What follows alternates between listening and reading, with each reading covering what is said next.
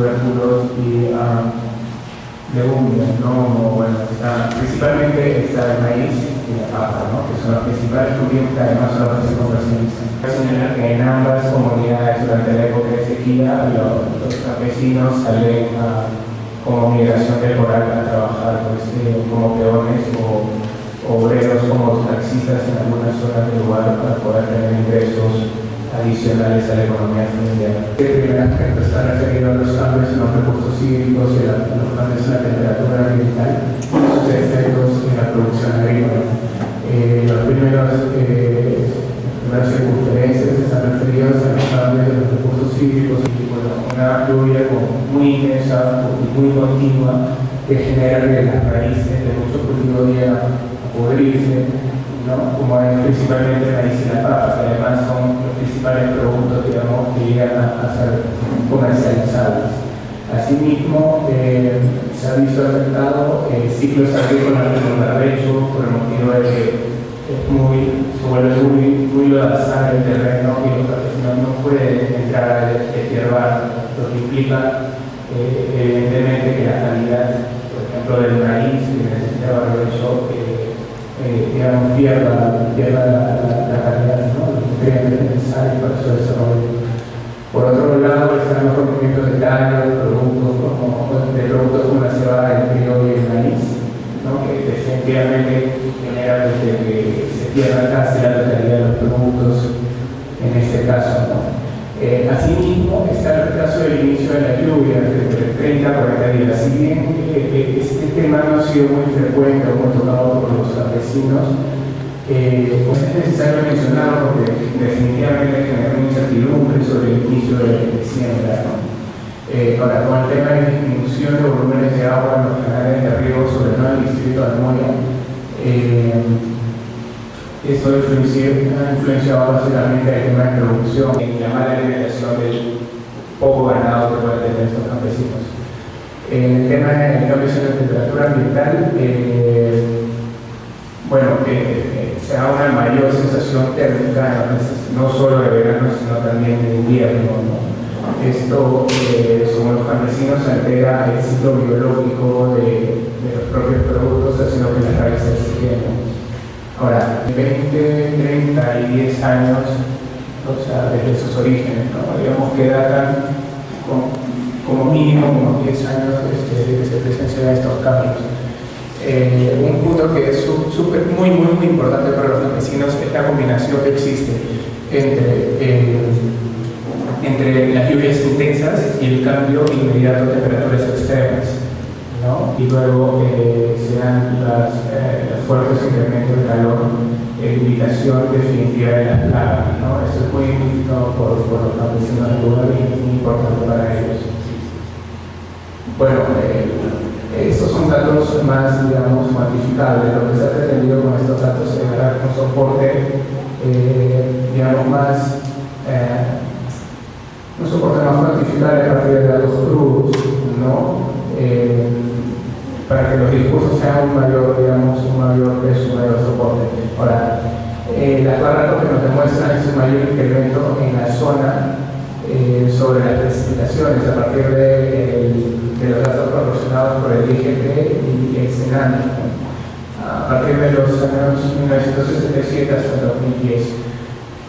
Hay algunos errores en la cuantificación definitivamente porque no se ven 10 años que se han comido en esta intención de poder graficar, ¿no? De poder cuantificar los datos, pero lo que se intenta es básicamente describir a través de datos más precisos el incremento de las precipitaciones en el lugar, ¿no? Por otro lado, los promedios en las temperaturas, en realidad lo que se tienen son más promedios sobre la temperatura máxima y la temperatura mínima, ¿no? Lo que finalmente hemos tenido con los datos del SENAMI es un promedio de las temperaturas, más no una temperatura máxima de lo que nos habría podido aumentar un mayor incremento en la zona.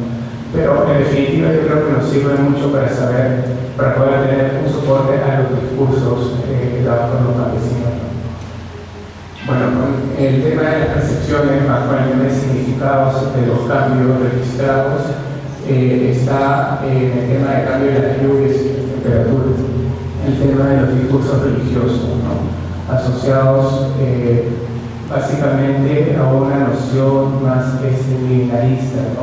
Que es algo más trabajado por otros autores, en donde bueno, pues, se da esta idea del retorno de un ciclo en los tiempos, en donde la idea es básicamente reformar los momentos que ahora están, digamos, no tan organizados, ¿no? Esto en realidad tiene una base más religiosa, en donde se espera la llegada del Salvador, ¿no?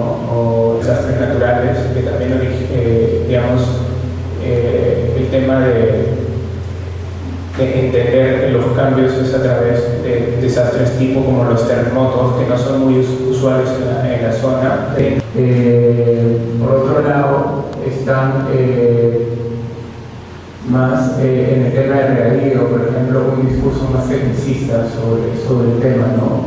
Esto es más en el caso de Moya, ¿no? En el caso de Moya, el tema de por qué, digamos, tenemos menos agua en el regadío es porque los eucaliptos, digamos, absorben más, las raíces de los eucaliptos absorben más el agua que están muy cerca a los buqueares o a los ojos del agua que, digamos, originan estos sistemas de río.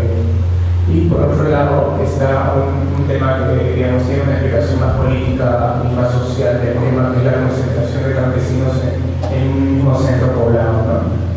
Esto por causas esto por causas básicamente históricas en el lugar, como es por la violencia social que definitivamente obligó a las personas a reunirse en el centro poblado para tener una mayor defensa y una mejor organización. Y por otro lado, a temas políticos que en realidad buscan la concentración de la población, busca exigir derechos sobre el saneamiento, sobre la presencia de escuelas. Este es el análisis de otros factores que afectan a la producción, que hemos dado peso por un tema de que la variabilidad climática no solo se pueden tener, digamos, los efectos que hay en la agricultura no solo se pueden tener con la variabilidad climática, sino con otros factores que también tienen peso, ¿no? En este sentido están los fertilizantes, ¿no? El uso de fertilizantes y el uso de insecticidas que se usan, sobre todo a cultivos asociados como la papa y el maíz, ¿no? A esto se asocia el tema de la introducción de semillas no nativas a la zona, ¿no? Como son la papa, obviamente, y como el tema del maíz también, ¿no? Esto quiere decir que las semillas no nativas obviamente van a necesitar más soporte químico a través de los fertilizantes y los pesticidas para desarrollarse. Otro motivo es el tema de lo tan pequeño que son los terrenos, ¿no? Para el campesino en la zona es necesario que las pequeñas yugadas que tengan es aprovecharlas al máximo sin dejar de descansar algún espacio del terreno. Esto por un tema de tener la mayor seguridad alimentaria en el lugar. No puede dejar de desaprovechar un espacio porque por los riesgos se quedarían sin productos, ¿no? Y otro tema es por la falta de tecnología en la producción agrícola, ¿no? O sea, hay poca presencia de tractores o de extracción. Bueno, esto es, para concluir la parte 2 del análisis, es finalmente algunas estrategias que se han dado en relación a la variabilidad climática. En primer lugar tenemos las estrategias tradicionales que se han adaptado a los cambios, ¿no? Este punto en realidad es, bueno, esto es parte de los conocimientos heredados por los campesinos, ¿no? Básicamente por una versión al riesgo. Y aquí están el tema del ciclo, el asilo de distintos pisos ecológicos, ¿no? Básicamente esto está ligado más a las familias ricas que tienen más parcelas, ¿no? Distintos, digamos, pisos ecológicos. Por otro lado está la distribución de los cultivos en diferentes topografías, por decirlo de alguna manera. Es decir, hay campesinos que no solo tienen, digamos, cultivos en pampas, sino también en laderas, ¿no? Lo que genera el tener el pampa, pues, a la intensidad de la lluvia es la posibilidad de tener laderas genera que el agua discurra. Ahora no es muy efectivo, digamos, porque la intensidad de lluvia en la área no cubre esta, digamos, que los cultivos finalmente se arrasan, ¿no? Y no tienen una tecnología ligada a los andenes en este lugar. Por otro lado está, bueno, la migración temporal, el tipo de sequía que es algo muy tradicional en la zona, y la venta de otros bienes agropecuarios como el ganado, ¿no? Que también es muy conocido en los Andes peruanos. Bueno, las estrategias de emergencia están más referidas a estrategias inmediatas ante las crisis que se dan en el momento dado, ¿no? Esta está referida al adelanto de la cosecha antes del ciclo normal, ¿no? Por un tema de intensidad, por un tema de programación de lluvias. Es decir, el campesino, pues, si ve que llueve mucho y se comienza a podrir de raíces, pues, evidentemente prefiere cosechar y rescatar lo que pueda antes de perder toda la cosecha. Por otro lado, será abrir surcos en pampas, ¿no? Para ayudar a que escurra el agua, y la siembra sustitutoria con otros cultivos. Esto es básicamente cuando se quiebran los tallos de algunas plantas, se busca sembrar otros cultivos para no perder la cosecha de forma inmediata, ¿no? A veces pegan y se priva de esto, entonces no es tan efectivo. Por otro lado está combatir el calor con riego. Esto por la zona de escasez de agua es sumamente es muy pobre, ¿no? Es poco efectivo. Por ejemplo, en el Pampachaca, que es secano, usan el tema del agua entubada para el consumo familiar para hacer este tipo de estrategia, ¿no? Cuando hacen esto, el agua entubada, pues, toda esta agua entubada se seca finalmente, no hay agua para, digamos, ser consumo en la dieta o la preparación de los alimentos. Finalmente, el tema de las estrategias alternas a la adaptación del cambio son las estrategias que se recargan como estrategias más sostenibles, ¿no? Como actividades paralelas a la agricultura, como pueden ser la crianza de animales menores o la promoción del turismo rural en la zona. Esto es muy poco y es muy aislado en la zona, ¿no? No se ve casi mucho.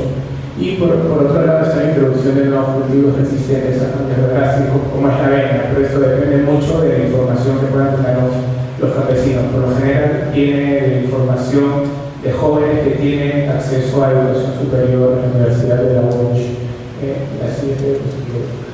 Bueno, como comentarios finales y ya terminando y tratando de cerrar esta exposición, existe una presencia de la variabilidad climática prolongada en los últimos 20 años, ¿no? Sí, o sea, sí existe una variabilidad del clima, no solo en el tema de los discursos, sino que también hemos tratado, digamos, de dar un soporte más cuantitativo y con cifras exactas sobre el tema, ¿no?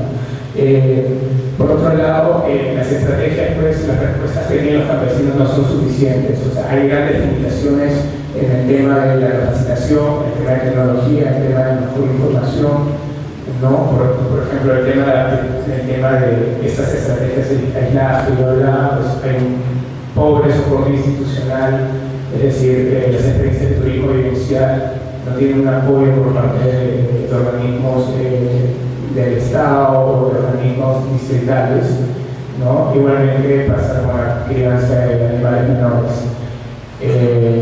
Por otro lado, está la importancia que tienen otros factores relacionados con la agricultura, ¿no? Como ya lo he mencionado, es el tema de los fertilizantes y básicamente de los insecticidas. Ahora, un punto muy importante sobre este tema es la poca valoración que se tiene sobre las semillas nativas. A pesar de que los campesinos in situ saben que las semillas nativas tienen una mejor resistencia a estos cambios de clima, no son usadas, tienen una poca valoración y le dan una mejor valoración al tema de semillas introducidas por un tema más comercial, ¿no?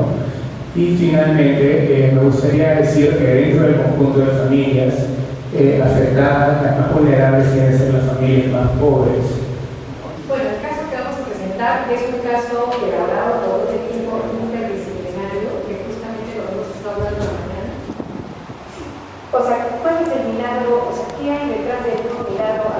exportador de Ica. O sea, como ustedes saben, Ica es de los principales valles agroexportadores actualmente, especialmente en productos gourméticos pagos, ¿no?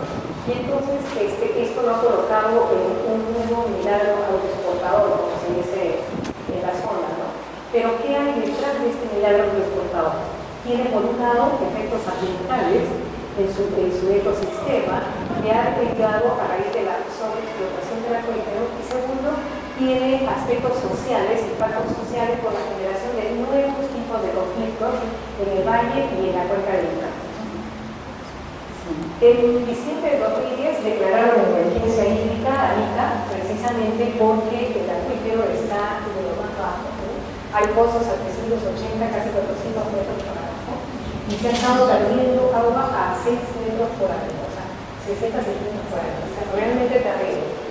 La situación de las aguas subterráneas, sin embargo, es poco conocida en el país. Cuando hablamos de cambio climático, hablamos de qué terrible se están deglaciando los glaciares, pero sin embargo, muy poca gente conoce qué está pasando con el acuífero. El cambio climático del acuífero es muy importante porque es justamente el agua, la más pura, se encuentra precisamente en el acuífero, que es la que consumo poblacional. ¿Cómo son los acuíferos en el Perú? Si ustedes pueden ver, miren, Ica es el que tiene el acuífero Ica y el más importante de todos los valles de la costa. Concentra el 40% de la oferta hídrica del país en aguas subterráneas, ¿no? Y no solo eso, sino que es un acuífero que tiene una gran capacidad arenosa, y aparte tiene una gran capacidad de almacenamiento. O sea, no solo es un acuífero de grandes extensiones, sino que tiene una gran capacidad de almacenamiento. ¿Cómo es la cuenca de Ica? Bueno, la cuenca de Ica es una cuenca mediana, en realidad. Está además integrada a la cuenca del río Pampas, porque a raíz de un proyecto de trasvase que se hizo en los años 80, pero podemos considerar que es una cuenca mediana y que comprende políticamente dos gobiernos, el gobierno regional de Ica y el gobierno regional de Huancavelica. ¿Cuáles son las características del recurso hídrico de la zona? Por un lado, tienes agua superficial y agua subterránea, pero sin embargo, estos dos recursos tienen características muy distintas, y eso es lo más interesante. O sea, por un lado, el agua superficial, por las características que tiene la cuenca de Ica, tiene una extrema variabilidad y solo tiene agua en los meses de verano, diciembre, enero, febrero, marzo. En lo demás es estiaje, salvo entre septiembre y diciembre, a raíz de un gran proyecto Choclocolcha que se hizo en los años 50, que se trajo agua del trasvase de Huancavelica a Sevilla. Acá hay algo interesante: todos no pueden tener acceso a la fuente, o sea, solo pueden tener acceso a agua del pozo si ya se tiene una gran generación, o sea, si tienes una gran cantidad para tener el pozo. ¿Cuáles son los aportes de agua superficial y subterránea al largo tiempo en los últimos 20 años? Para que vean cómo ha ido cambiando. Mientras que en los años 90, la agencia de carga de Ica tenía este cuadro en el cual se usaba agua de orina, que es el agua que viene en las mesas de verano, más el agua cargada, el agua de Choclocolcha, daba un 50%, y el agua subterránea también tenía un 50%, o sea, había 50% de agua superficial y 50% de agua subterránea. Sin embargo, ahora, actualmente, si ustedes ven el cuadro, el agua subterránea tiene una explotación del 65% frente a un 30% del agua superficial. O sea, se ha incrementado el uso del agua subterránea. ¿Por qué sirve eso?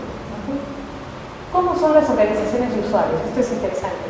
Ica es la única región que tiene tanto juntas de usuarios de agua superficial como juntas de usuarios de agua subterránea. Es la única región en todo el país. Las juntas de usuarios en Ica tienen dos, una que es del río Ica y otra que es de un canal muy importante que es de la Chirana. O sea, tienes dos juntas de usuarios de agua superficial. Y en el caso de aguas subterráneas tienes a la junta de usuarios del Valle de Ica y a la junta de usuarios del río Seco de Villacurí. Ustedes pueden ver por las fotos un poco distintos los tipos de usuarios. Ya. Los tipos de usuarios y demanda de agua. La demanda de agua que hay en Ica es interesante porque mientras tienes un porcentaje del 97% que usa agua superficial, sin embargo ese 97% solo controla 12.000 hectáreas, o sea, tiene un total de 12.000 hectáreas usando agua superficial. Y tienes un 0.4% de regantes, o sea, poquísimos regantes, que controlan una gran cantidad de tierra, que es 9.200 hectáreas, y son los que usan básicamente agua subterránea. O sea, se ha ido dando un proceso de concentración del agua subterránea en los que venían teniendo pozos. Bueno, ¿cómo es este boom agroexportador de Ica? Este boom es uno de los principales, Ica es uno de los principales países agroexportadores con nuevos tipos de productos. Concentra el 30% de la exportación de hortalizas y frutos. Sus principales mercados son americanos, europeos y asiáticos, básicamente. O sea, ustedes pueden ir a países de Holanda y Estados Unidos y pueden comerse espárrago fresco proveniente de Ica de manera cotidiana. Y el producto estrella es el espárrago fresco, que ocupa la mayor cantidad de hectáreas frente al desplazamiento del cultivo tradicional de la zona, que era el algodón, que era el cultivo de exportación en el siglo XX, era el algodón, pero ahora ya no. Ahora tienes el espárrago, la uva Red Club, que es una uva especial, la alcachofa, páprica y diversidad de tipos de frutales, ¿no? Y entonces ahí podemos ver la cantidad de producción, la cantidad de nuevos cultivos y cómo se ha ido elevando esta producción de nuevos cultivos en el valle. ¿Sí? Y el valor anual y volumen del espárrago fresco y preservado exportado del Perú. El espárrago fresco, sin embargo, es el que requiere una gran cantidad de agua, a diferencia de la uva o del algodón, ¿no? Para mantener el tallo verde se necesita echarle agua todo el tiempo, para mantener el tallo fresco del espárrago, a diferencia de cultivos tradicionales en el valle. El espárrago fresco tiene una huella hídrica de 1.17 metros cúbicos por kilo. El espárrago es el cultivo que concentra la mayor cantidad de agua. El 95% del agua subterránea está destinada básicamente a la exportación, y de ese total los espárragos usan casi el 100% del agua subterránea. O sea, ustedes no ven acá agua superficial, básicamente es agua subterránea. Entonces ahí pueden ver en ese cuadro la demanda de agua de los espárragos es de un 35% frente al algodón, que es de 22%, y frente a la uva, que es de un solo 4% de agua. ¿Cómo era el valle de Ica en el siglo XX?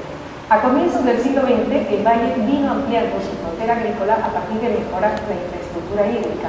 Pero esta estructura hídrica era básicamente porque había el boom de la exportación, pero el boom del algodón, como pueden ver ahí. Pero era agua superficial. A fines de los años 50 se incorporan 10.000 nuevas hectáreas en la actividad agrícola con la ejecución de un proyecto Choclococha, y en la cual se puede ampliar la frontera agrícola, pero además desde esos años, de los años 50, se comienzan a usar por primera vez a perforar pozos y entonces a combinar agua superficial con agua subterránea. Pero los que tenían acceso al agua subterránea eran los que podían invertir en la infraestructura en el pozo para poder utilizar el agua subterránea. Es en los años 90, aquí cambia todo el escenario de Ica, en los años 90, con el arribo de empresas nacionales y extranjeras, o sea, vinieron empresas chilenas, japonesas, israelíes, de todo lado, y también Wong, Keirolo, empresas limeñas vinieron al valle, y al amparo de una normatividad jurídica como el Decreto Ley 653, por el cual se otorgaban facilidades a la inversión privada, surgió la fiebre del espárrago y todos querían cultivar espárrago.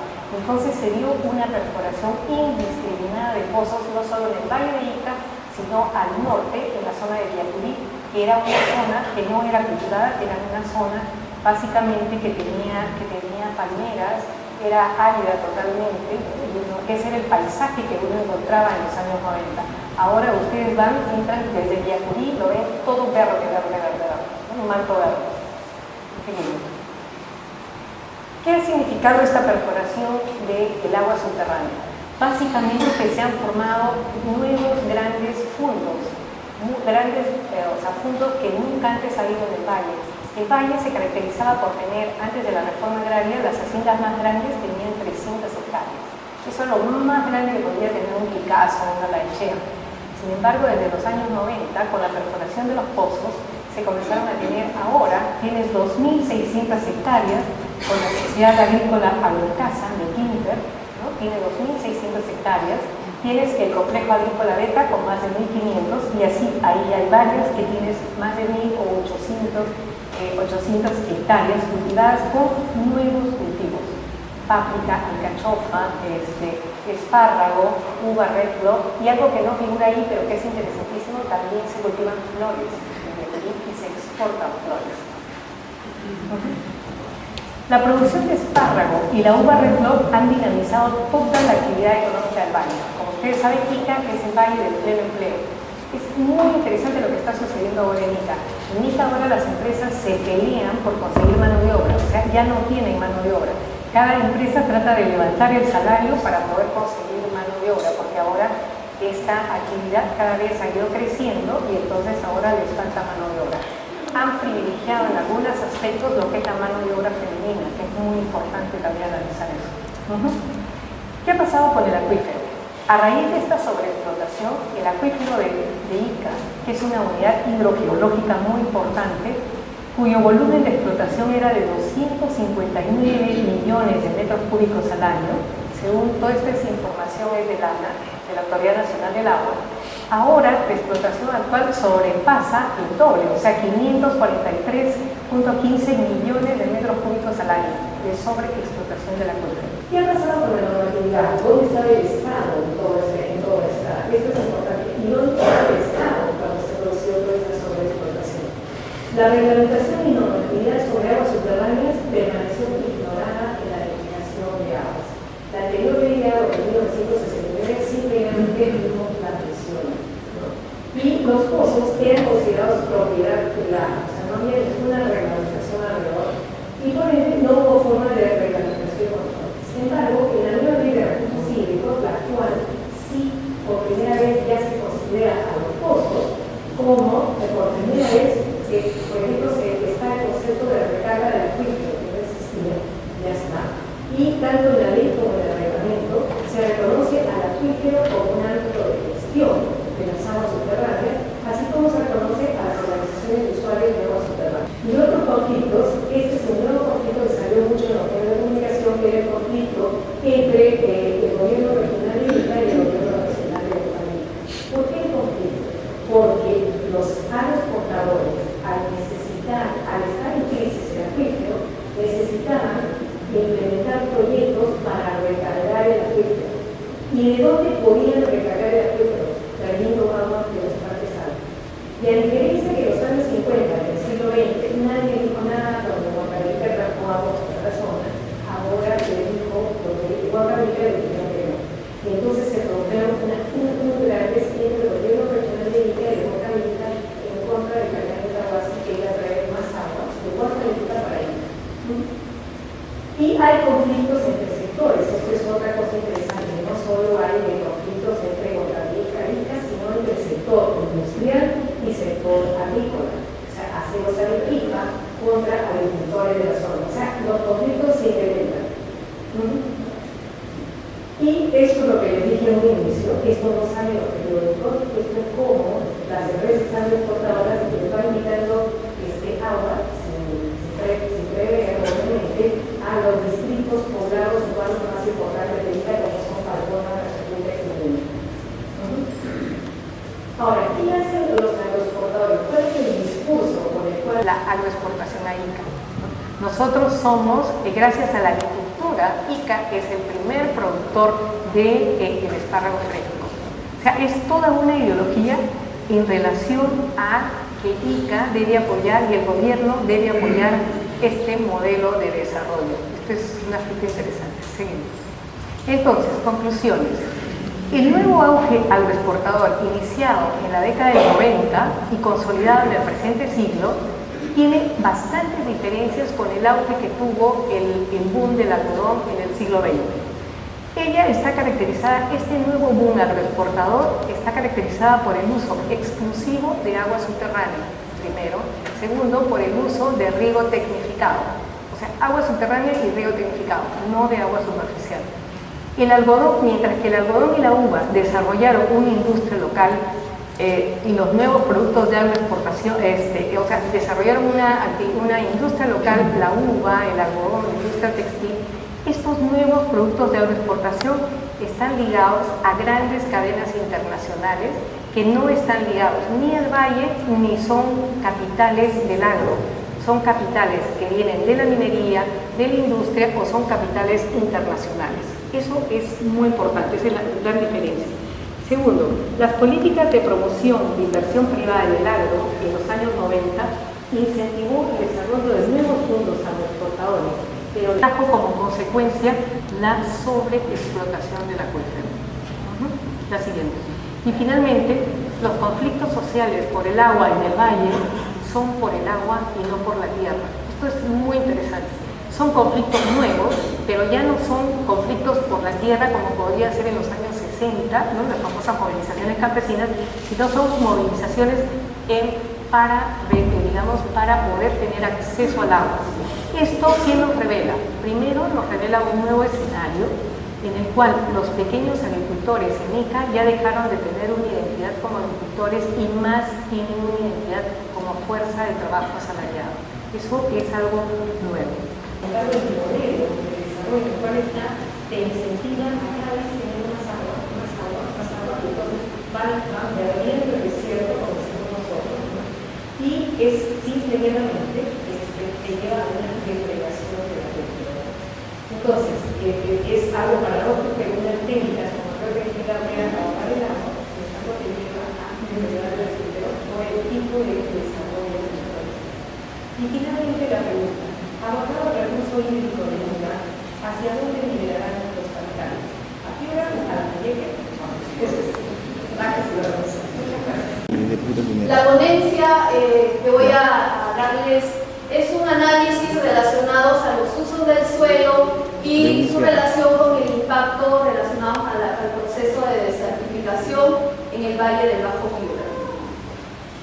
Una de las motivaciones para realizar este análisis es orientado básicamente a la desertificación. Sabemos todo desde un punto de vista conceptual que este proceso está ligado a diversos factores importantes, el clima y el aspecto antrópico. Entonces, en este sentido, siguiente, vemos que la problemática no solamente es global, estamos hablando de un 40% de la tierra se encuentra amenazada en estos procesos de desertificación sobre diversos niveles, moderado, medio, elevado, y vemos que de manera bastante puntual que hablamos de desertificación y de qué manera esta se puede articular al contexto del cambio climático. Cuando hablamos del cambio climático hablamos de un elemento y un fenómeno bastante vinculante que es la sequía. Por ello, y que obviamente donde existen áreas de desarrollo agrícola, obviamente el proceso se va a incrementar. Lo siguiente. Sumado a este factor, y habíamos mencionado en las diapositivas anteriores, el aspecto antrópico. Vemos que uno de los problemas bastante delicados se relaciona a la eliminación de la cobertura forestal, básicamente el bosque seco. El bosque seco dentro de las políticas ambientales generalmente se han enfocado a los bosques tropicales, bosques amazónicos, pero el bosque seco siempre presenta una seria amenaza. Entonces vemos actividades como las que aparecen en la foto, bastante cotidiana y que prácticamente cada vez se ve menos, puesto que el bosque está desapareciendo de una manera alarmante. En cuanto a un estudio extraído de FAO el año 2001, vemos que Brasil ocupa uno de los primeros lugares, pero a nivel de Perú hablamos de aproximadamente 4 o 7 millones de hectáreas al año anuales se van perdiendo de bosque de manera general. Esto obviamente se articula a varios procesos: el incremento de las áreas urbanas, el incremento del área de la frontera agrícola, entre otros factores, pero también, siguiente, vemos que las áreas degradadas también van en aumento, ¿no? Entonces, de acuerdo a PUS, obviamente la desertificación no viene sola, sino viene acompañada de aspectos antrópicos, como lo que he mencionado anteriormente como principal responsable. La desertificación trae como consecuencia económica la pobreza, y esto lo podemos ver para pobreza, que obviamente el aspecto económico, pero también vemos que la mayor parte del territorio que se desarrolla en nuestro país y la actividad económica se desarrolla sobre zonas áridas, pobreza y desertificación van de la mano. Siguiente. De acuerdo a un estudio también realizado por la Coca-Cola Company, vemos que a nivel de nuestra zona, existe prácticamente una menor disponibilidad de agua de manera temporal, ¿no? Espacio, escala, tiempo, y que obviamente esto se va reforzando. Siguiente, de acuerdo a un estudio global, de acuerdo al índice de aridez, índice de sequía de Palmer, como una tendencia hacia años más secos, más húmedos. Entonces, obviamente que es una preocupación que alerta, ¿no? Siguiente. Por esto, por lo expuesto, uno de los objetivos del estudio es describirlo como uno de los principales protagonistas. Por otro lado, conocer qué interacción existe entre pérdida de biodiversidad y cambio climático. En cuanto a los materiales, la metodología empleada, el estudio se centra, Piura tiene tres importantes valles, el valle del Bajo, Medio y Alto Piura. El estudio Piura se ubica obviamente la costa norte del Perú, el valle del Bajo Piura, se ubica aproximadamente en los paralelos 4 grados a 81 grados de longitud oeste. En cuanto a su clima, es un clima cuyas temperaturas oscilan en 27 grados como temperatura promedio, y de acuerdo al balance hídrico de Torque, estamos hablando de existencia de un balance hídrico deficitario.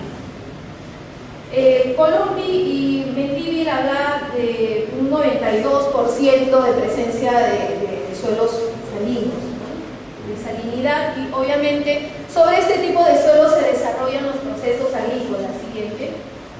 El análisis se concentra a dos cultivos bandera que desde la década de los 50 prácticamente movieron la economía a nivel regional y del país, y me refiero al cultivo del algodón y el análisis posterior al cultivo del arroz. Siguiente, el servicio, aquí tenemos algunas vistas, uno de los cultivos importantes que forman parte del ecosistema natural es el bosque seco, de ellos el algarrobo y los otros. Siguiente, Servicio Nacional de Meteorología, que es la institución donde trabajo. El área de agrometeorología cuenta con un sistema de estaciones, tenemos 30 estaciones dispersas, convencionales, dispersas en toda la región, de las cuales 4 se encuentran concentradas en el ámbito del Valle del Bajo Piura. Esto constituye la base meteorológica para el desarrollo del estudio. Siguiente. Por otro lado, desarrollamos dos aspectos, el aspecto antrópico y el climático. En cuanto al antrópico, para poder desarrollar este estudio y el análisis, nos asistimos de información procedente del Ministerio de Agricultura, y por otro lado, la teledetección como herramienta para tomar decisiones y evaluar la transformación del territorio. En cuanto al aspecto climático, observamos que hemos aplicado, tomando como base la fuente de información hidrometeorológica del CENAMI, datos anuales que formaron parte del índice de Palmer, que es un índice para determinar y evaluar las semillas. En cuanto al aspecto antrópico, desde un punto de vista bastante técnico, estas imágenes fueron calibradas, corregidas geométricamente, se atribuyeron las proyecciones dadas, y obviamente se hizo el proceso de georreferenciación. Siguiente. Aquí tenemos algunas señales de desertificación en el valle, plantas bioindicadoras de sales, como podemos observar aquí, y algunas vistas del empostramiento superficial del suelo. Siguiente. En esta imagen íconos podemos observar también que el proceso, evidencia del proceso de desertificación, y observamos estas áreas salinas donde antiguamente o probablemente 10 años o 15 años atrás desarrollaban una agricultura básicamente cultivo de arroz. Entonces podemos observar que estas áreas han sido abandonadas. En la parte derecha de la diapositiva observamos el bosque sin evidencia de problemas de salinización. Aquí tenemos los problemas más severos de niveles de salinización, de degradación de suelos y niveles potenciales. ¿Sí? Acá tenemos otra muestra. Aproximadamente el 75% de los suelos del valle presentan estos problemas. ¿Sí? Entonces, eso es por un lado, el cambio de uso del suelo. Por otro lado, el clima juega un papel importante y por ello se hizo un análisis sobre los requerimientos térmicos de los cultivos, es decir, cuál es la temperatura máxima que necesitan algunos cultivos para desarrollarse. Y por otro lado, ¿qué tanto el impacto de las temperaturas mínimas que se encuentran afectando los cultivos en condiciones de aridez? Y esto lo vamos a ver ahora. Entonces podemos decir que la temperatura es un factor determinante para el crecimiento y desarrollo de los cultivos. Bien, siguiente. En cuanto al clima, vemos la aplicación de un índice meteorológico, la cual toma como referencia la información termopluviométrica, que es el índice de aridez de Palma. Es un indicador importante y se basa en el concepto de oferta y balance hídrico. Siguiente. Acá tenemos los cuadros referenciales desde mayores extremadamente húmedos, normales, hasta considerar cuándo es una sequía extrema. Siguiente. Los resultados y discusión han sido bastante interesantes y preocupantes. ¿Por qué? Porque en cuanto al cambio de uso del suelo, siguiente, vemos que los cultivos obviamente ha habido un incremento considerable, pero si nosotros entre el año 98 y el año 2010, pero ¿qué pasa con el ecosistema? El ecosistema prácticamente ha ido decreciendo, ¿no? Estamos hablando de unas pérdidas aproximadamente de un 75% también de bosque. Por otro lado, el incremento de las áreas degradadas, temperaturas sobre 35, 37, a veces 39, y estas ya son consideradas como críticas para cultivos de algodón y arroz, igual que en el caso de las temperaturas mínimas. Siguiente, bueno, aquí tenemos la distribución de las precipitaciones, pero, siguiente, en cuanto al comportamiento de la sequía, el índice de Palma, ¿qué indica?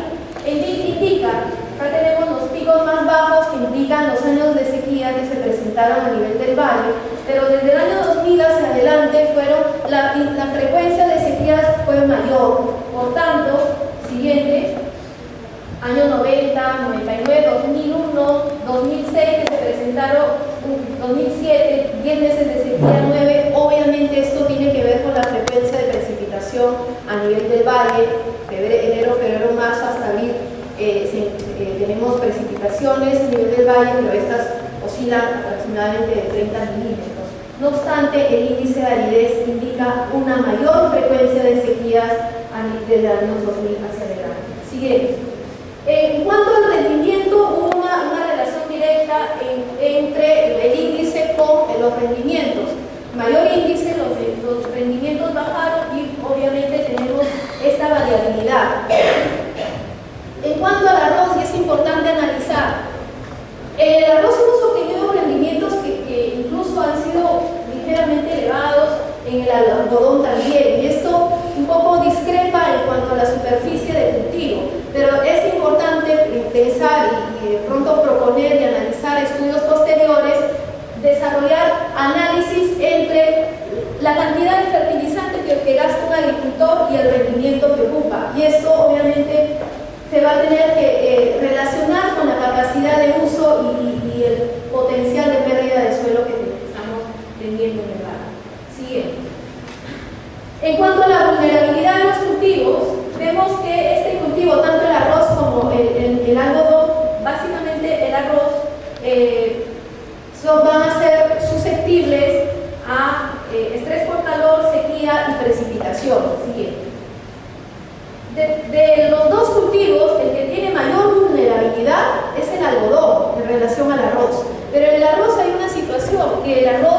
necesita más agua y tenemos menos agua, ¿no? Siguiente. Como conclusión, vemos que el aumento de sequías en el ámbito del valle es más frecuente. Las condiciones de aridez pueden traer como consecuencias ambientales beneficiosas para cultivos, como es el caso del algodón. Siguiente. El incremento de la salinización en campo, donde se sembró arroz, actualmente campos abandonados. Y la desertificación representa la ruptura del equilibrio de los ecosistemas. A esto se debe agregar como recomendación hacer un estudio económico serio y también un análisis en relación a la junta de usuarios. ¿Por qué? Porque nosotros damos unas recomendaciones que el arroz está generando problemas a los suelos por su manejo. El algodón es bastante vulnerable al proceso de cambio climático, pero acá hay una situación que tenemos cultivos alternativos por proponer y poder articular cadenas productivas. Entonces yo creo que corroborando lo que ya se ha mencionado en la mesa que hemos tenido hace poco, es necesario articular los procesos científicos o resultados que tenemos a mecanismos que puedan llegar al agricultor y establecer propuestas de desarrollo, porque el agricultor toma decisiones en función, no en función de los resultados que tenemos acá, sino en función de las oportunidades que tienen en el mercado. Bueno, muchas gracias. Muy buenos días con todas y con todos. Yo voy a concentrarme en las dos primeras conferencias, en las dos primeras presentaciones. La tercera por un tema de formación profesional y alguna cuestión de originalidad que no lo voy a hacer. Primero voy a tocar básicamente 7 puntos que tratan de sumar y sintetizar estas dos presentaciones. El primero respecto a la metodología, donde hay que felicitar, como es el espíritu del CEPE que se recordaba ahora, respecto a los equipos jóvenes y a los equipos con experiencia. Creo que es valioso y que nos muestren desde su experiencia y desde su juventud las evidencias de casos y en ese sentido. Creo que es importante para entender el tema. Un segundo aspecto ahí hay porque finalmente, y ha sido parte de la plenaria de la mañana, en que podemos concluir que no hay metodología universal y que hay que seguir conversando para entendernos entre las tribus, como decía Juan Carlos. Y ahí creo que hay que hacer el esfuerzo y por eso no hacer el análisis, siquiera puntualizaría algunas cosas de los dos trabajos, pero de manera general. Lo que nos evidencia en estas dos presentaciones es que hay un uso del agua y presentado como experiencia en dos escenarios. Uno de sierra, donde está centrado el tema de la agricultura tradicional, económica familiar, en el caso de la sierra, como el espíritu estrictamente económico y hasta animal, que decimos entre comillas, de la ganancia por la ganancia, sin respetar muchas veces los elementos de la convivencia de una sociedad. Un tercer aspecto que nos revelan estas dos exposiciones es un tema respecto al uso de los recursos naturales, si bien está centrado en el tema del agua y con ello el tema del manejo de la cuenca, fundamentalmente en el concepto, es importante entender que nos falta mucho para avanzar. A veces simplemente las evaluaciones nos dicen cuánto de temperatura, cuánto de precipitación, pero desconocemos y cuál es la particularidad del suelo. En cambio, nos sigue quedando la duda en el caso de la zona andina, donde se manifiesta en el trabajo de campo y en la sistematización del mismo, que hay una parte alta que está alterada, evidentemente, y con ello todo el tema del cultivo y de los cultivos, y de otra una parte media que se maneja más con riego, pero ¿cuál es la conexión entre los dos? ¿no? Y ahí poco sabemos, y esa es una advertencia también para el caso de Piura, cuando se habla, y hay una advertencia ahí de que hay que estudiar los acuíferos, por ejemplo, y comunicarnos esa información. Muchas veces estos estudios existen, pero pertenecen a las empresas que tienen algún nivel de interés ahí. Un segundo aspecto entonces que nos revela este manejo de los recursos naturales es en relación a la sustentabilidad en su uso, ¿no? Y ahí tenemos que lo que están generando son conflictos. En algún caso de la sierra, el conflicto viene porque el problema de la disponibilidad de tierra por el crecimiento de la población, por las escasas oportunidades que tiene, en este caso genera que el incremento de la población sobre una unidad física fija, como es el tamaño de la propiedad, se va dividiendo entre los hijos y presiona, y ahí hay un problema serio por resolver. Y en el caso del Valle de Ica, los conflictos vienen por un tema de que no está aclarada debidamente la propiedad. Y esa es una cuestión que, como los mismos autores de este grupo multidisciplinario reconocen, siguiendo a Molinga, hay un tema del análisis, del enfoque metodológico del tema respecto a los derechos de propiedad, los arreglos institucionales, cómo está el tema de los recursos hídricos y los medios de subsistencia en una sociedad, como también se planteó ayer en una de las mesas, cuánto es este efecto distributivo si es que apostamos por una actividad para mantener a una sociedad que demanda bienes y servicios para acceder también a través de ingresos a un nivel de vida adecuado o digno, y el tema de lo social en general vinculado al tema de los recursos hídricos, ¿no? Entonces ahí hay también el tema referente al uso de los recursos, los conflictos y las racionalidades que nosotros vemos en relación a ello en los dos escenarios. Un cuarto elemento de estas dos presentaciones que distingo está el tema de la institucionalidad. Y está el tema de las reglas, las normas o las leyes, como se llama, y que van a determinar los derechos de propiedad en un sitio comunal y en el otro vía el mercado. Y lo que notamos es que hay una diferencia entre las reglas versus la vida de la institucionalidad y la capacidad misma de la sociedad establecida a nivel de las organizaciones que puede establecer. Y allí todo otro conflicto. No hay una organización para producir, para comprar y para vender, y de otra parte, cuando existe esa organización, tiene sus intereses creados, y algo planteaba de ello María, en el sentido de que sí, pues, los recursos naturales en el país, de los que están debajo de la superficie, son del Estado, y ahí el tema de aguas subterráneas, e incluso en el tema del agua, aparece como ya una propiedad privada, en el caso de las juntas de usuarios, que se planteaba en la última exposición, y hay que repensar qué estamos haciendo en relación a las juntas de usuarios, hasta dónde, y el conflicto en el tema de las aguas subterráneas viene precisamente por eso, por la autonomía que tienen estas juntas de usuarios, de los que hacen el uso, son los que toman las decisiones.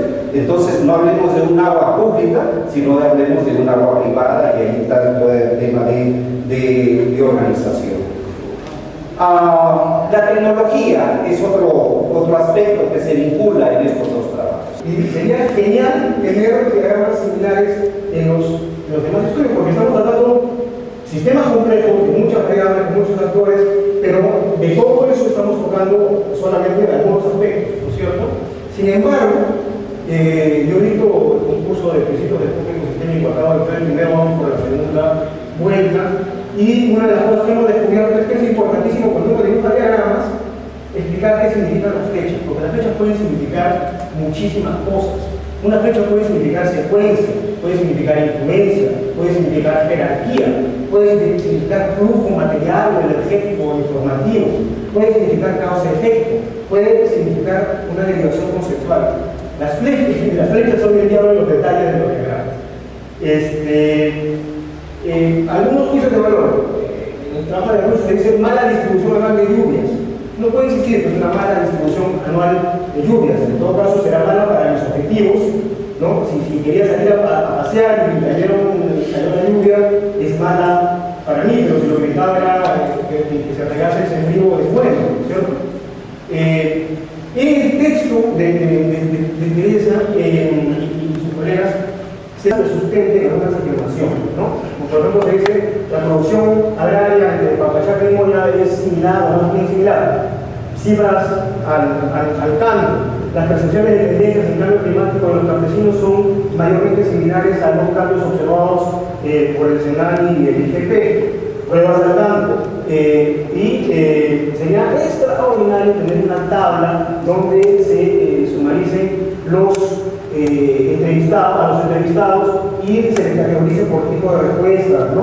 Algo de ese tipo fortalece mucho el argumento que igualmente yo creo que es sólido. Ahora, pasando a otro tema, pasemos de la antipática crítica de los colegas a tres temas centrales que tratan estos estudios. Por un lado, las manifestaciones locales de cambios globales, los conflictos socioambientales,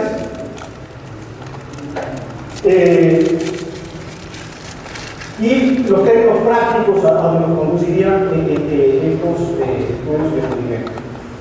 Los tres estudios tratan de manifestaciones locales de cambios globales. Cambios globales, en plural. No estamos viendo un cambio global, sino una globalización. La hoja de Cucho habla de respuestas campesinas al cambio climático, particularmente a cambios en los patrones de temperatura y precipitación. El trabajo de Yura habla de un proceso global de la desertificación y la pérdida de tierras agrarias productivas, proceso global, ¿no es cierto? Y más bien una falta de adaptabilidad aparentemente o de sostenibilidad del proceso que está ocurriendo con el cambio de un cultivo a otro. Es decir, estamos hablando de un proceso que está relacionado con el cambio climático, que se puede intensificar y empeorar con el cambio climático, pero que es un proceso global independiente al cambio climático, eso es lo que es importante, ¿no? Y en ICA estamos hablando de la globalización de mercados de bienes y la corporativización de la agricultura, la concentración de la gran agricultura en pocas manos, de las famosas agrobusiness. Lo interesante de los tres estudios es que mencionan, por lo menos mencionan en muchos casos, en dos de los casos por lo menos analizan los elementos locales de la dinámica local. Aquí en un grupo de colegas estamos hablando del extractivismo y del mencionado del extractivismo. Es importante definirlo con claridad para que no nos confundamos con otras formas de ver lo mismo, ¿no? Estamos hablando de un modelo de crecimiento económico basado en la exportación de minerales y hidrocarburos, es decir, recursos no renovables, con nulo o poco valor agregado. Modelo en el cual las rentas y la inversión pública, es decir, el rol redistributivo del Estado, es fuertemente dependiente de los ingresos obtenidos en las inversiones extractivas, lo cual conduce a que para acelerar el crecimiento tengo que intensificar la extracción, ¿no es cierto? Incluso despreciando los límites y minimizando las salvaguardas sociales y ambientales. Pero además el extractivismo es una ideología, es una forma de ver el mundo, ¿no? Que afecta también a los recursos naturales renovables, como es el caso de los acuíferos, como es el caso del agua. Todo renovable o renovable es tratado como sujeto de extracción sin considerar el costo creciente de los impactos negativos, ni considerar los ritmos naturales de reposición y de reproducción de los recursos. Se ha desarrollado alrededor del tema del agua y del agrobusiness un excelente concepto que lo menciona es el agua virtual, ¿no es cierto? Porque claro, uno dirá, no exportamos agua, exportamos espárragos, pero realmente detrás de esos espárragos lo que hemos hecho ha sido gastar una enorme cantidad de agua, obtener un subsidio de la naturaleza y no incorporamos el costo, bueno, la sociedad paga ese costo y lo paga, entre otras cosas, en forma de conflictos, ¿no? Obviamente el extractivismo se ve exacerbado con la globalización, ¿no? Que ha de hecho a ser hegemónico hasta el punto que en India tenemos gobiernos de izquierda que son extractivistas, ¿cierto? Es decir, estamos hablando de neoextractivismo. Luego tenemos el tema de los conflictos socioambientales, ¿no? En este caso la medida por acceso al agua, la competencia por acceso a la tierra, sobre la base de enormes desigualdades para empezar de hacer. Ustedes han visto las tablas, ¿no es cierto? Pero también vemos una tensión, y estas son las dos últimas cosas que quiero decir. Tensión entre dos modelos de respuesta.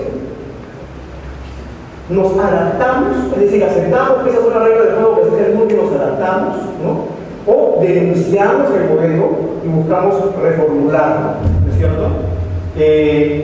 Y los trabajos nos muestran ambas posibilidades, pero también los límites de ambas posibilidades, los límites de la posibilidad de adaptarse a los campesinos, la necesidad de denunciar el modelo frente a la agresión. Y en ese sentido, como ya leemos en el estudio de Teresa y su equipo, es bueno que también leamos al mismo tiempo el estudio de Rob de Progreso y de CETES, ¿no? Que está muy positivo en el que participó, donde ellos en la base del árbol de problemas identifican fallas sistémicas dentro de los actuales modelos de globalización y desarrollo. En otras palabras, la madre del cordero no se va a solucionar simplemente con adaptarnos.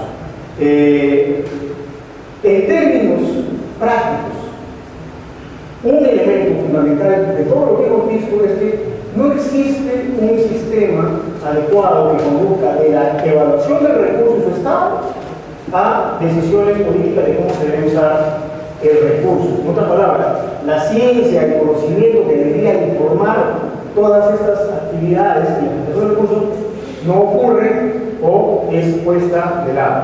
Y en ese sentido, para este nuevo gobierno que acaba de ingresar, eso significa que debemos impulsar y promover que concentre y articule en un solo sector, probablemente en el Ministerio del Ambiente, todos los institutos de investigación, incluyendo el Instituto de Mar del Perú, todos los procesos de licenciamiento ambiental y las funciones de supervisión y monitoreo de las actividades extractivas. Sectores ecológicos del Cusco.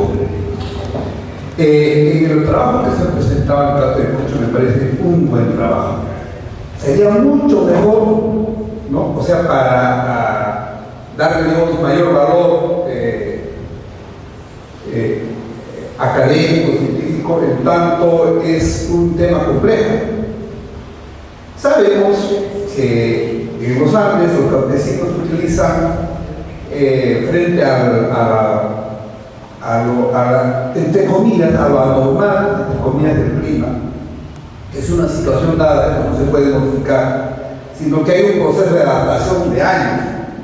Y a eso responde, por ejemplo, la agrobiodiversidad. A eso responde el movimiento de las semillas que bajan, suben. Entonces, concretizar. Hubiera sido bueno, por ejemplo, trabajar con el apoyo de un antropólogo para ver por qué es que tienen siembras adelantadas, siembra chica, siembra grande, siembra atrasada, porque tiene que ver con las primeras lluvias grandes, lluvias atrasadas. También tiene que ver para asegurar el sustento local, por qué siembran arriba el Jaume, Chaupi y Ura. El Chura, el Ojo y el Saki. O sea, zonas secas, más o menos, y húmedas.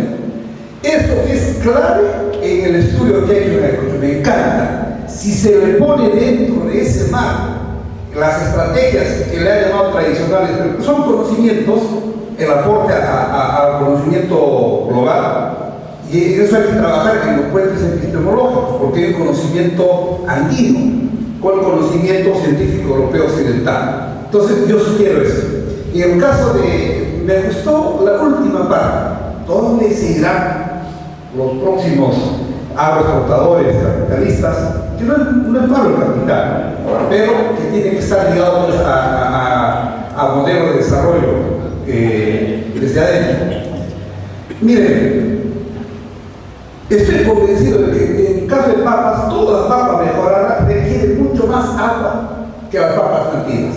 Tenemos la APE nacional y no hay INCA. En Piura sí hay, pero solo algunas manchas nomás.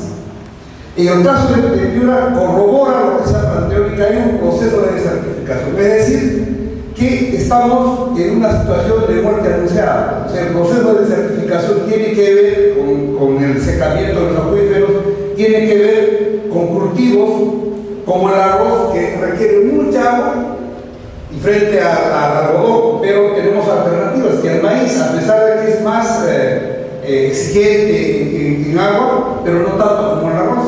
Si nos gusta el arroz, habría que trabajar en el arroz de secano que se siembra en los valles, en la selva alta, en la ladera. O sea, si nos hemos acostumbrado a comer arroz, entonces hay que buscar alternativas. Y lo mismo en crianza. En Ica tengo entendido que la compra de tierra se paralizada justamente porque hay esta veda, pero aún hay tierra para seguir expandiendo la frontera agrícola. ¿no? El acuífero podría recobrar sus niveles normales y debería ser levantada, en ese sentido continuar los empresas extranjeros en la zona. Y otra pregunta puntual es sobre la Huaspi, ¿no? Si la Huaspi trabaja con estos, bueno, los usuarios de la Huaspi son los dueños de los pozos, que son pozos privados, entonces no hay distribución, no hay pago, ¿cuáles son sus funciones?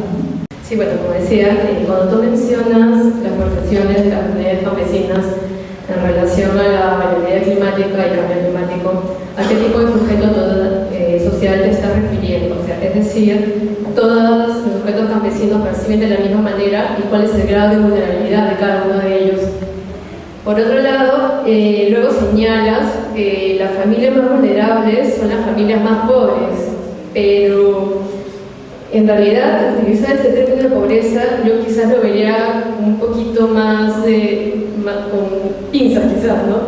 En el sentido de, por ejemplo, en una comunidad de Guacuyo, que queda en Arequipa, que estuve hace unos meses, en este caso había comunidades de pastores que tenían una gran extensidad tenían terrenos muy extensos y ellos se verían mucho más afectados frente a personas que tenían pequeños terrenos. Por ejemplo, ellos utilizaban o se dedicaban a la crianza de ganado mejorado, y para utilizar ganado mejorado se necesita el pasto mejorado, pero el pasto mejorado también se ve afectado por el tema del cambio climático o los elementos del clima, y ello por consecuencia afecta al ganado, y por lo tanto, entonces ellos se veían mucho más afectados quizás a campesinos que se dedican a ganado criollo, pero también puede dedicarse como otra actividad agrícola a la actividad pastoril, ¿no?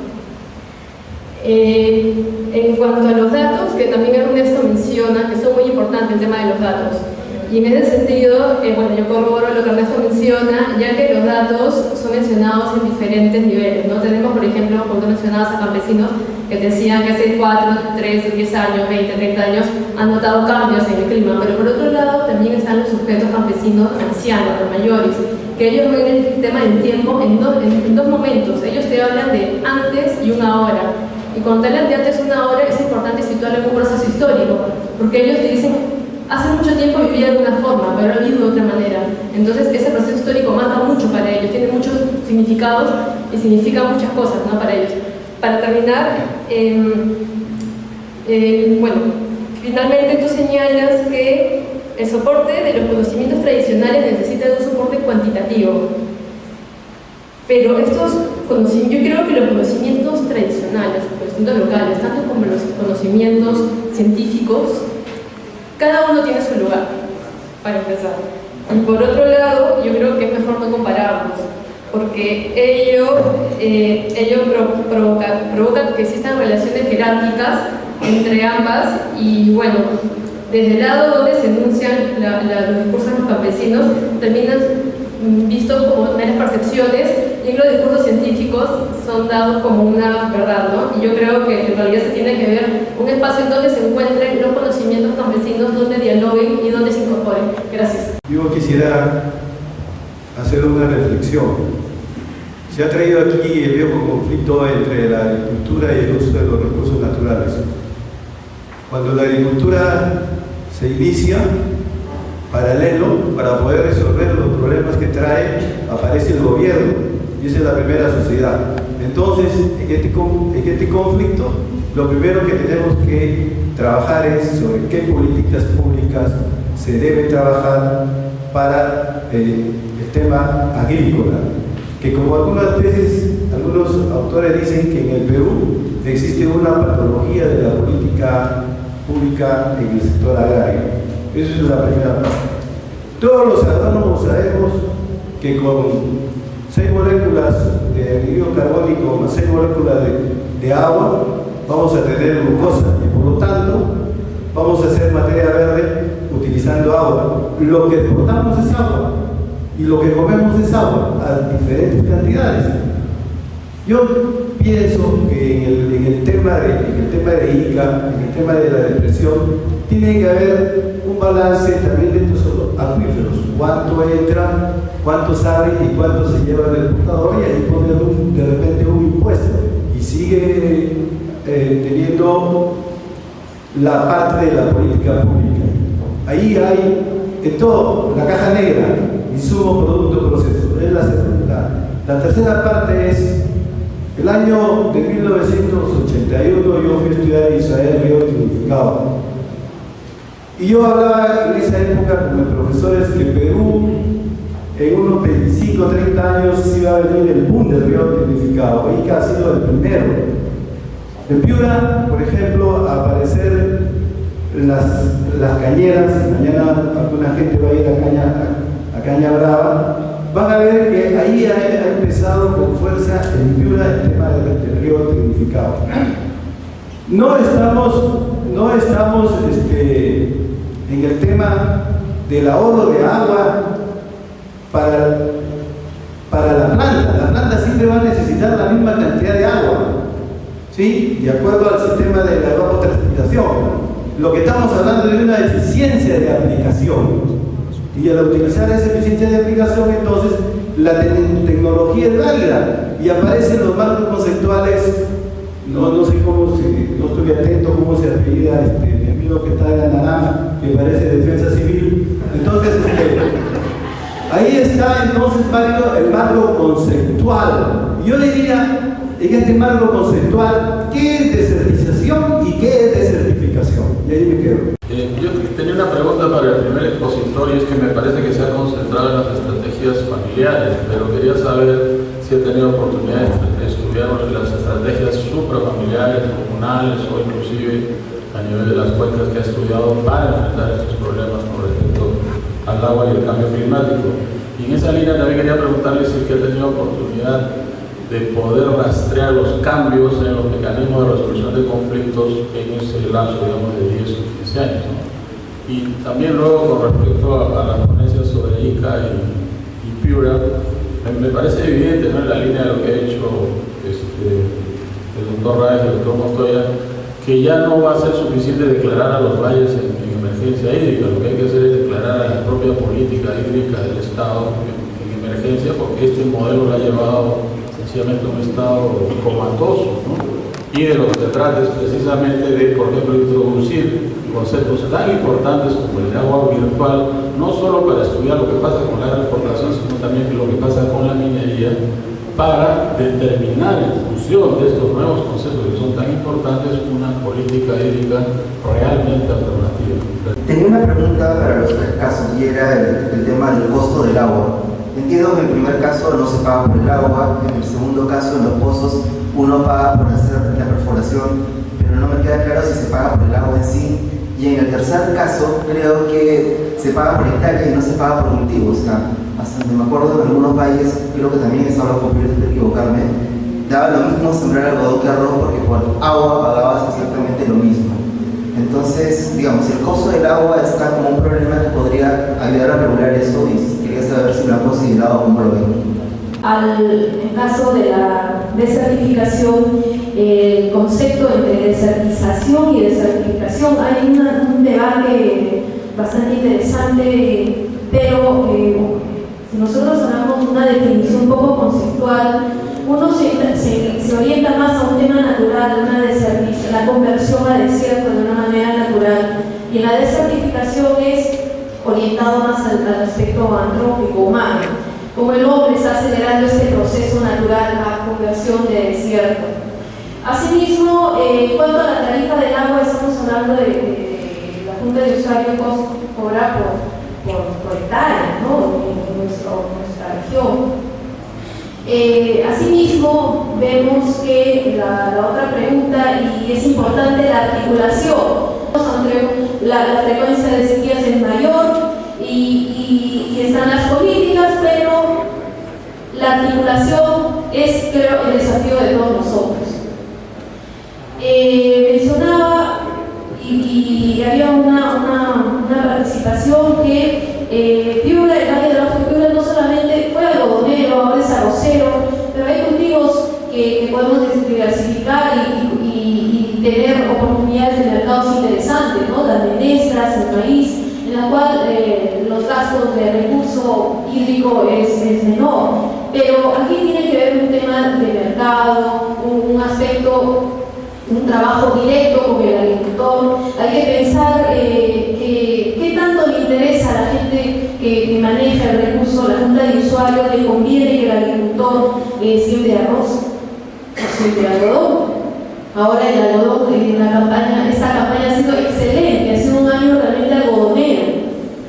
Pero ¿cuánto se sembró de arroz? ¿Cuánto se sembrará arroz en el futuro? Vemos por otro lado que el algodón es muy vulnerable a estrés por sequía, por temperatura, por precipitación. Entonces existen esas dos condiciones que, claro, ¿cuánto vamos a tardar en poder hacer una adaptación? Pero pensemos también en el agricultor, en el aspecto económico. Y eso yo creo que es la reflexión que se trata de este estudio. Gracias. Como lo que mencionabas, realmente algo que quería llamar la atención, y es porque estuvo en el balance de la mañana, el trabajar en equipos interdisciplinarios. Ustedes no han visto a mis colegas, pero les pediría que se levanten y además para que sepa cada uno quién es.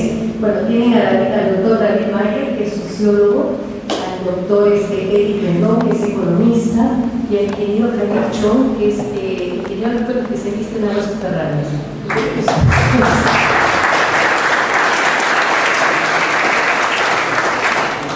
Este esfuerzo de trabajar de forma interdisciplinaria es muy importante porque no se trata que cada uno escriba lo que sabe independientemente del otro, sino que cada uno de nosotros tiene una experiencia única de manera distinta, y lo que hemos hecho ha sido conjugar los distintos conocimientos que cada uno tiene.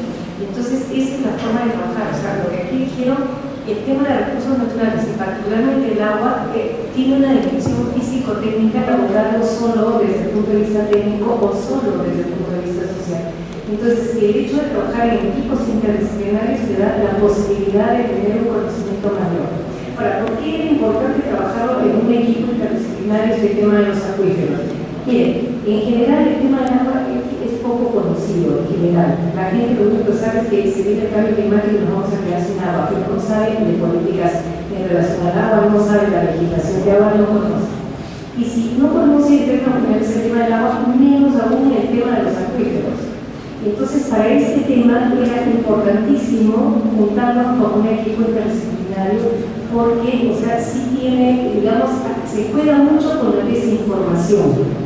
Eso es muy importante. En general, las políticas públicas juegan mucho con la desinformación al público. O sea, podríamos decir, no hay crisis del agua andina, pero si tú le muestras un estudio serio de que si hay crisis, que el acuífero está en crisis, y le muestras a los mismos ingenieros de nada o a los mismos que trabajan, es distinto a que simplemente seamos un científico social que, digamos, está sobre el dato de la acuífero y no le hace caso. Entonces, esa es la riqueza de trabajar en un equipo interdisciplinario, porque tienes todos los datos, los elementos para trabajar. Entonces, por eso le decía la riqueza de trabajar, sí, en forma interdisciplinaria. Y rapidito quería contestar, digamos, la respuesta a Suri, primero que me preguntó, bueno, si los árboles portadores no encuentran más agua en el acuífero, que se van a ir a otro valle, o si hay recarga en el acuífero, se pueden quedar. No sé si quieres responderlo tú, Javier. O sea, ¿el acuífero es fácil de ser recargable? Hay más extracción que la recarga de la vega, ¿no? Ese es el motivo de la balance, ¿no? Y lógicamente la vega no va a solucionar el problema porque hay cultivos instalados, fondos instalados.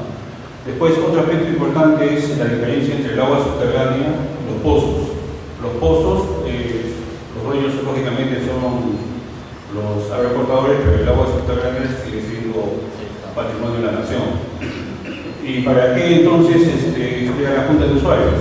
Bueno, de ICA salió la propuesta para que en la nueva ley aparezcan los artículos de las aguas subterráneas. Tiene tres objetivos, sobre todo el pago de la tarifa de aguas subterráneas, ¿no? Que es el monitoreo, la recarga del acuífero y la gestión misma del acuífero, ¿no? O sea, la necesidad es de gestionar el acuífero, que es la fuente de agua. Bueno, sobre el costo del agua subterránea, el costo de extracción indica más o menos es 5 centavos de dólar por metro cúbico, ese es el costo. Aparte, ellos están pagando una tarifa, que es para la gestión del acuífero, lo que es la recarga, el monitoreo, y ellos más o menos inicialmente están pagando un céntimo de sol, ¿no? Por metro cúbico. Sí, que todavía no es lo ideal, ¿no? No sé si, bueno, yo quería enfatizar mucho lo del equipo interdisciplinario por lo de la discusión de la mañana, ¿no? Entonces, muchas gracias. A ver, pero solo voy a contestar algunas porque en realidad han sido bastante, ¿no? A ver, sobre el tema de nuevos conceptos están bien definidos, ¿no? Eso por una parte. Por otra parte, el tema de trabajar más con antropólogos. Bueno, yo soy antropólogo de formación antropológica y igual que mi compañera, pero el problema de trabajar temas que son más complejos es el tema del libro y presupuesto, ¿no? Es súper complicado ese tema y nos hubiera gustado hacer mucha más rica la información, mucho más compleja y más completa, porque además es un interés por los propios protagonistas, ¿no? Es un compromiso que se tiene con ellos.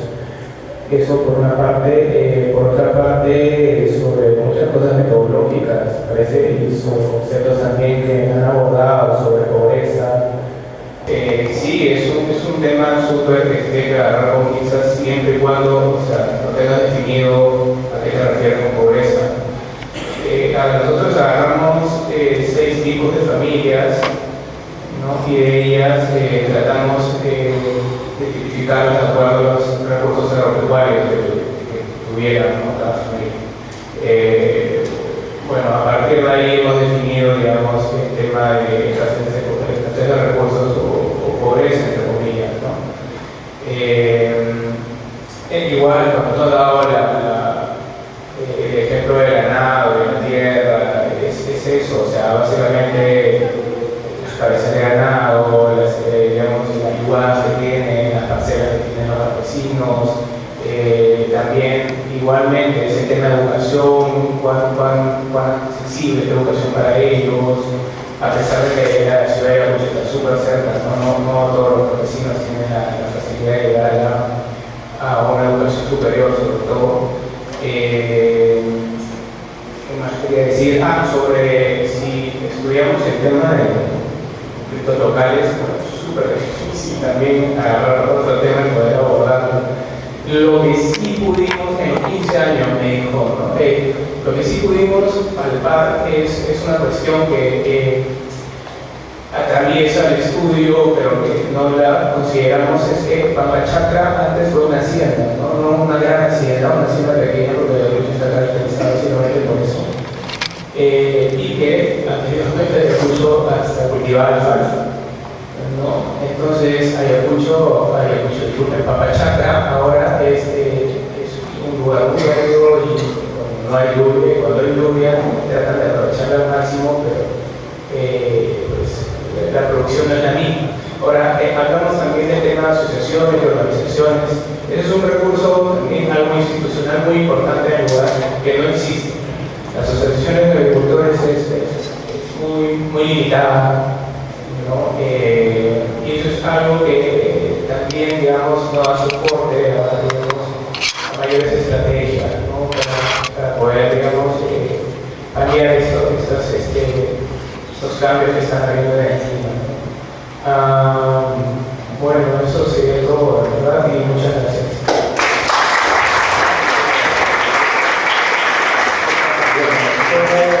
Tomo las palabras de Rodrigo, que ha calificado con su acierto esta mesa como una mesa muy fresca, y pido un aplauso para los expositores y los profesores.